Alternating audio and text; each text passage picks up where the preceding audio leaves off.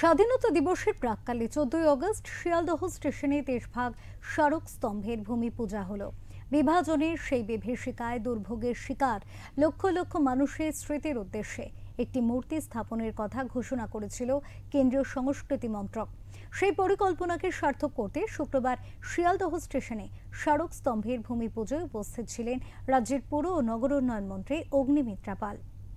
1947 থেকে 1950 সালের মধ্যে পূর্ব পাকিস্তান বর্তমানে বাংলাদেশ থেকে আগত লক্ষ লক্ষ হিন্দু বাঙালি শরণার্থী শিয়ালদা স্টেশনে এসেছিলেন। এই স্টেশনের প্ল্যাটফর্ম ও অন্যান্য অংশে আশ্রয় নিয়েছিলেন তারা।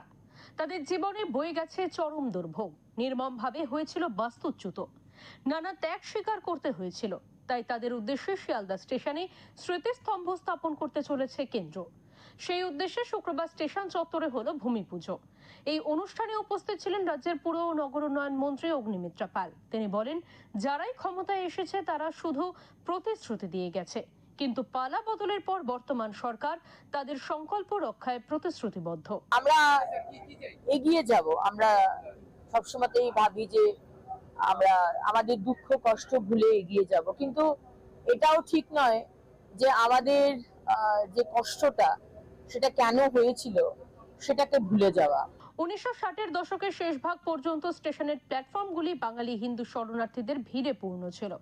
যদিও কিছু শরণার্থীকে রাজ্যের অন্যান্য প্রান্ত বা রাজ্যের বাইরে বিভিন্ন শিবিরে সরিয়ে নেওয়া হয়েছিল, তবুও অনেকেই মাসের পর মাস, এমনকি বছরের পর বছর এই স্টেশনেই কাটিয়েছিলেন।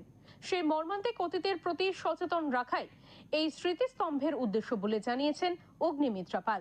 আমরা এগিয়ে যাব, কিন্তু আমরা ভুলবো না।